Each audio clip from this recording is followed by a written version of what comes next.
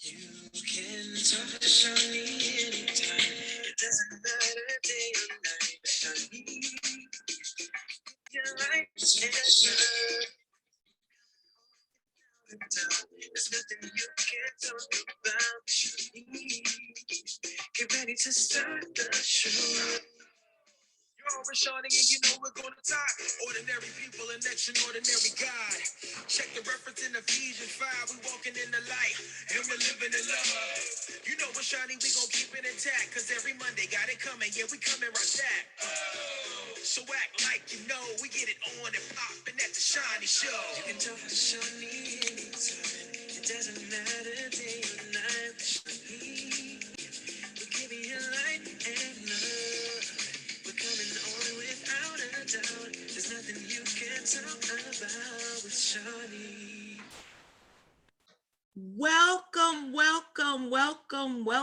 Welcome to another episode of the Sharing with Shani Show. I am your host, Shani. I did that smooth transition, Mika, because usually I'm like, should I say my last name?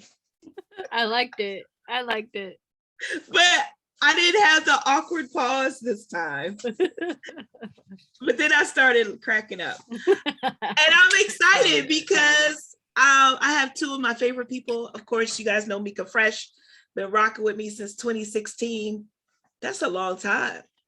Yeah, It's been a long time. It's been a long time. I know we share this story all the time, but me and Mika have been co-hosting this show since 2016, and we've only seen each other twice in person. And we live less than 20 miles away. We live less than 20 miles away. It's just we gotta do better. We have to do better. But I love you, girl. I love you. Love you back. I love you back. So we have my special guest, Reverend Shavon Starling Louis, is in the building. Well, she's in her own building. You guys already know how I do. That's all that up. And I'm excited. I'm excited tonight. I don't know why, but I just feel like somebody's going to break free from something tonight. Oh, all right now. How was your week? Like unproductive. Okay, so I'm allowing myself transition because I'm one of those people that I need structure. Okay. And it's always challenging and difficult to create my own structure. So no day job anymore. And with this very long to-do list, I just kind of look at it and I'd be like, not today. It's like, it's overwhelming. I mean, I know how to break it down. Like before y'all come in my inbox, I know how to break it all down and take small chunks and all that. I don't want to. Just if I could be honest, I don't want to. And I decided that I was going to allow myself time to just kind of decompress from the last year, because the last year really has been more complicated, complex, emotional, and probably a whole lot of other adjectives, like more than I really had time to process, if that makes sense. And what it feels like is happening now is like, you ride roller coasters? Either one of y'all ride roller coasters? Okay. Yes. When there's a difference if you sit in the front, middle, and the back of the roller coaster. Yes.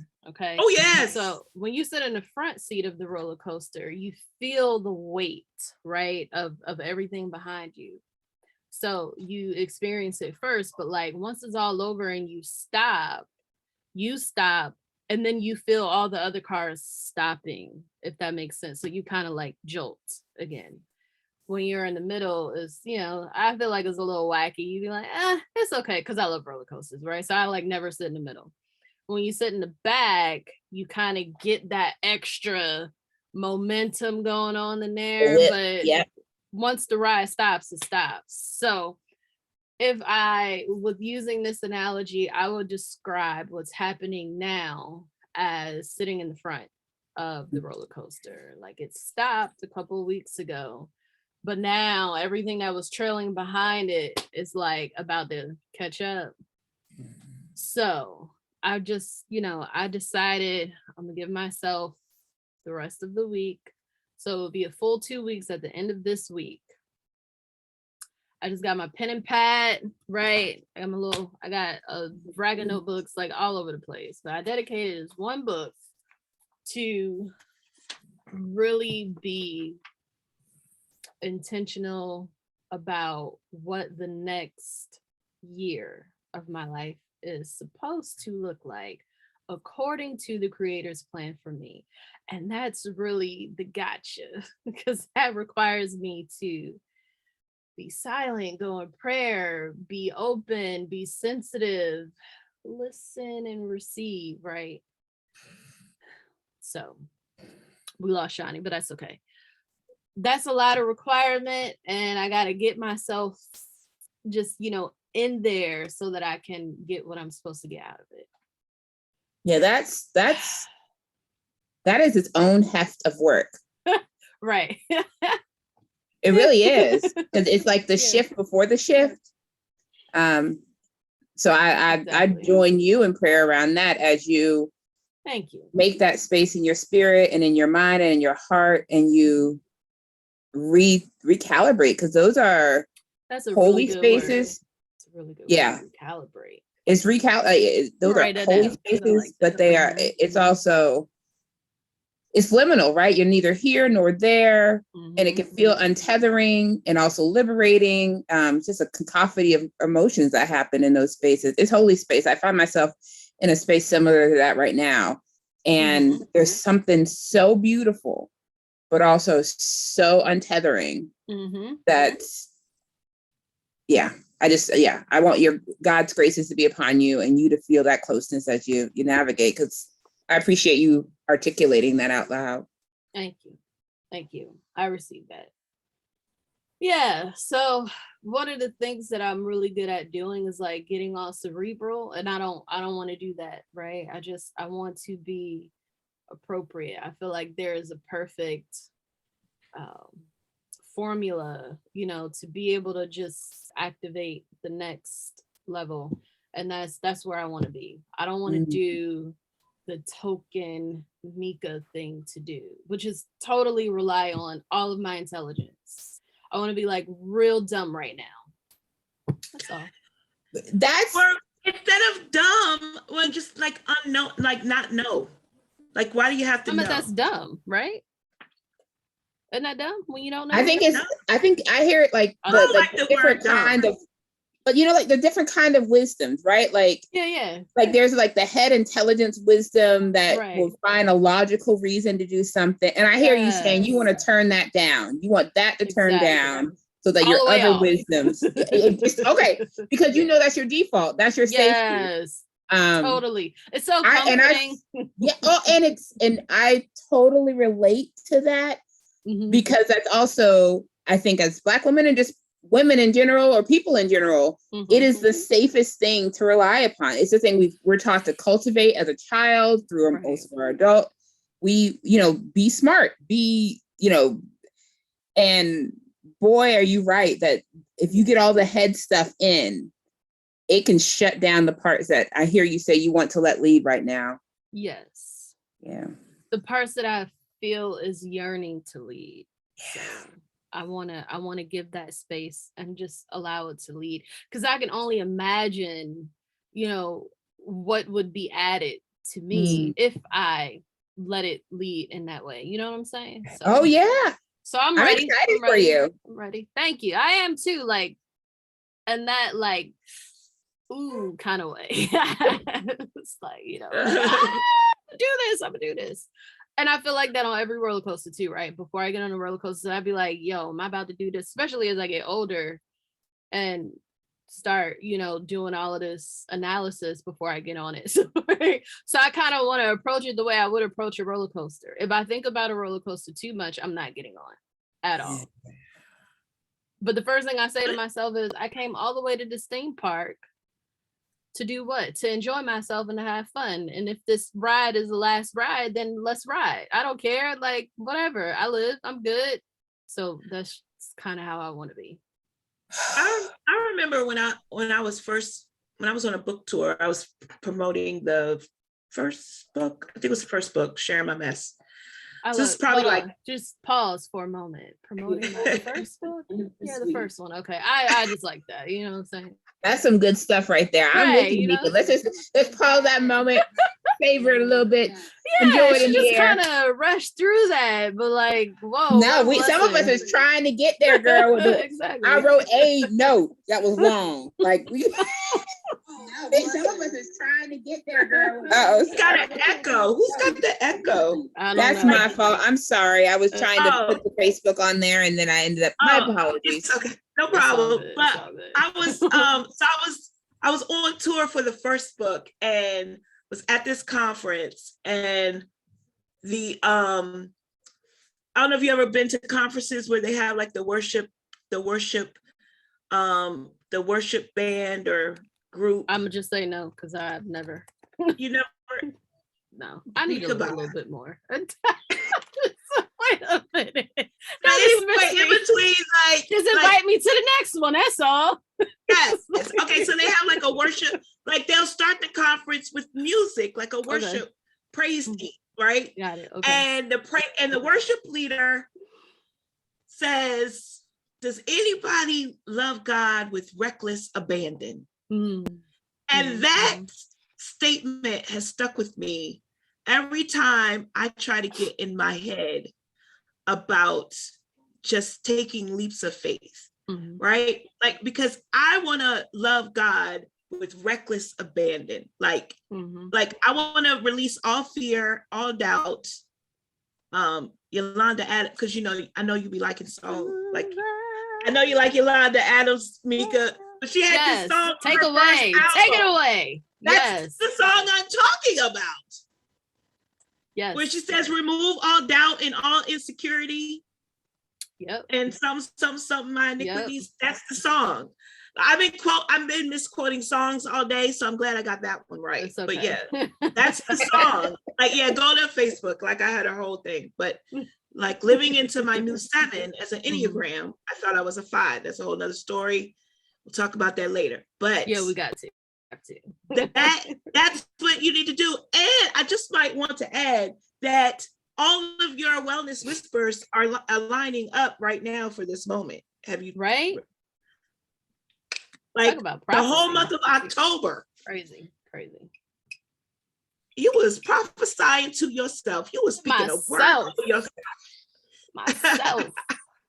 Yes. And that's okay. Speaking of whisper, what would be our whisper for tonight? You don't have to accept any old thing from everybody. Ooh. No leftovers for me, okay? So where does that come from? It comes from a space of watching, like I'm very observant. And I watch people accept any little thing, right? Just to, humans have, Maslow's hierarchy of needs, right? Right. We want to be wanted so bad. We want to be included. We want to be desired. We want to belong. So much so that we are just absolutely willing to like do whatever, we accept any old thing, any old rag. Mom told me, I think I was like 11, maybe I don't know, I could have been a little bit younger than that, but she was collecting things to give away, right, to a family that their home caught fire. And so she was collecting some things to give away. And she asked me to go through my stuff. Okay. Clothes, shoes, and toys, just all my stuff, right? She needed me to select like 4 things from each category to give away because they had children that was the same size as me.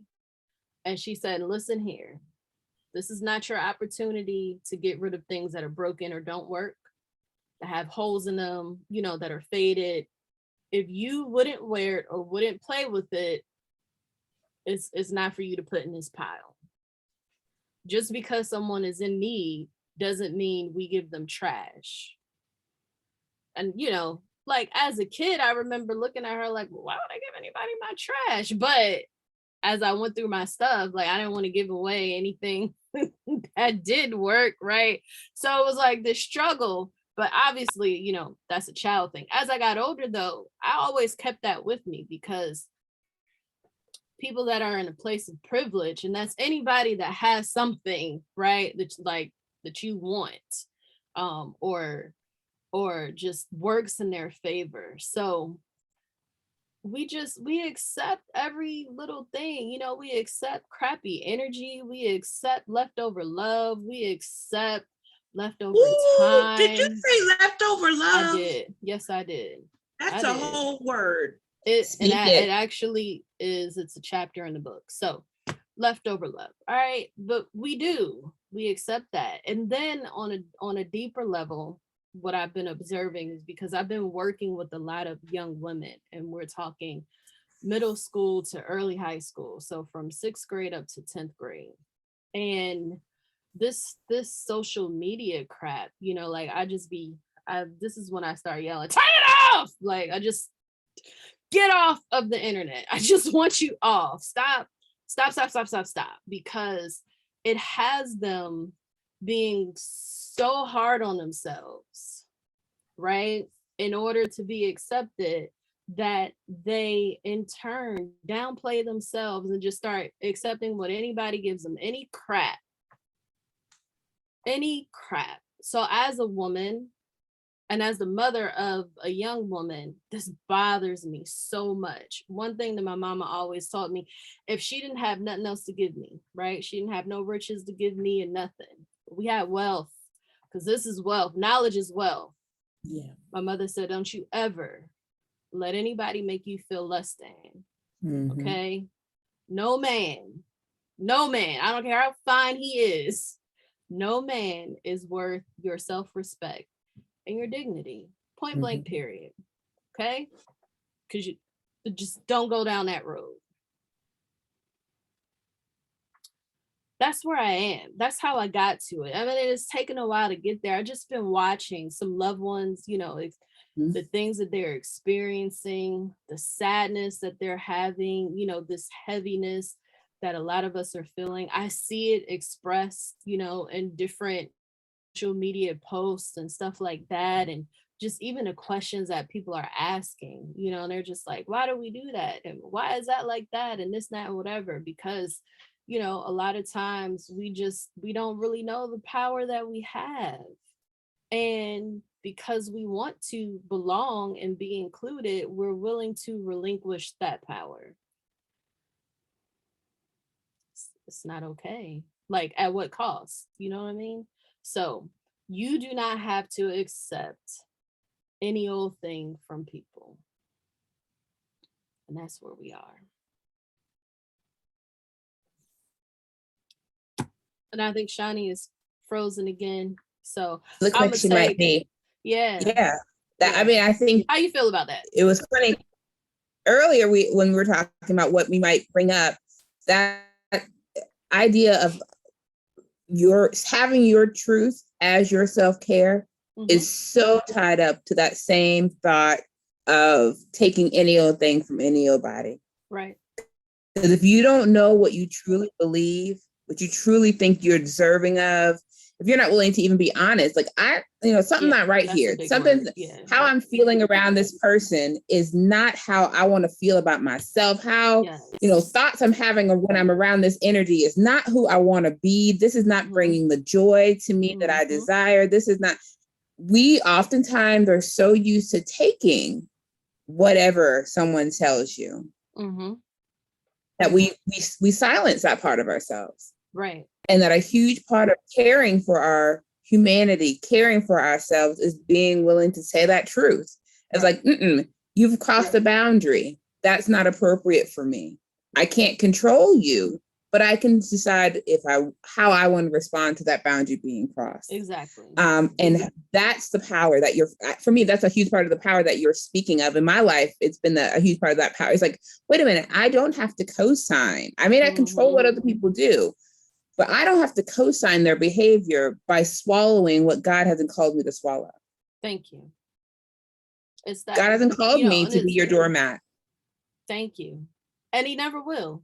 No, because God wants us whole and well. Like the wellness that God wants for us, the light and the love as the show celebrates, is not about us being dimmed or being extinguished and feeling all those things, whether it's depression or low self-esteem, or, I will tolerate a relationship where I'm not being treated the way I want to be treated, whether that's romantic relationships or familiar relationships or friendships. Right. Like, that's not what God would have for us. Right, but we do not cultivate those spiritual muscles, those heart muscles that say it's okay if you use your agency. Right. It's okay if you allow somebody else to then respond with their agency. And that every relationship isn't for always in the same way. It's okay, because you trade in your authentic voice for, like you said, for what? Yeah. We have been talking about power differentials a lot lately. Because I do a lot of couples counseling, and I remember, just strong, independent women that raised me. I never grew up thinking that there was a such thing. You know what I'm saying? We not in a partnership anyway. If you have more money than me, okay, that doesn't mean you're more powerful than me. And so I just never operated, within that. But in going through the training, I mean, I'm not dense, right? I do understand how that affects people, and more so how that affects women, and then tightly how that affects Black women in this country, because I personally just feel like we are at the bottomest of the totem pole. And so when we could probably escape that, in the world of non-Blackness, there are times where we still experience it in our own home, because if you're looking for, chains of commands and hierarchies, Black men is still over us. Yeah. And so it's something that I feel like we do carry with us present, wherever we go, it is very present. It's a real thing, but how we respond to it and how we function, within it is completely our choice. But again, if no one has ever empowered you, that's not your reality. And so I've been reading the works of Shaniqua Walker Burns. I think I got it right. And she wrote 2 books. The one that I was listening to on the audio book was I Bring the Voices of My People. Okay. And she talks specifically about that intersectionality of being a Black woman, and how in the realities of our lives, one of the best things we can do is when we find ourselves in systems that are not able to honor ourselves, is to know how to leave or know how to have our boundary in a way that's healthy. Right. And it's a game changer when you walk in that strength, not because you're angry, not because, even if you have reason to be, hey, if you're angry, be angry. But just when you know that I can take care of myself enough to say, and through the lens of faith, I trust God enough to take care of me, that I will leave what powers and principalities say is a space of power and privilege, to follow God, who creates power and gives us the ability to do what we need to do, particularly in the spaces when we're away from power and privilege. Right. That's like our superhero. Like the very fact that in the mind's eye of our system, as Black women, we are both affected by sexism and affected by racism in unique ways that can sometimes be leaned into if I'm in a space where it really is my gender that is shutting a door. And sometimes it really is my race that is shutting a door. And then sometimes it is the unique combination of being a Black woman that is shutting that door. And yet God is a God of provisions that shows up in that very space where I'm like, oh, I can't, like, like down in my heart, I know I can't stay here. I can't stay in this relationship that doesn't work. And I'm not mad about it. Even if I am mad about it, it's not that kind of despairing mad, if that makes sense, because I'm using my agency. That I know that if I didn't use my agency, it would be that despairing mad. And I know we're not all in the same position to be able to say that. And so I don't minimize the truth. And I don't memorize the reality of colorism, that as a light-skinned Black woman, I have different privileges that other Black women don't have. And the reality is being a woman of color in this country, it has, I think our superpower is that God can show up, and we've had this history of ancestors who have survived with a kind of faith that people just don't understand.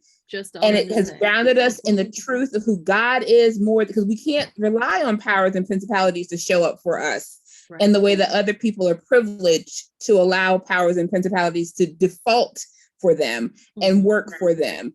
And so I think the gift is that there's an illumination of God being bigger, that the Creator who sent us in these beautiful bodies that are meant to be honored and cared for just as much as any other part of creation, loves us and sees us in a particular kind of way. Because when you look at the narrative of the Bible, it's always the least of these that God attends to the most.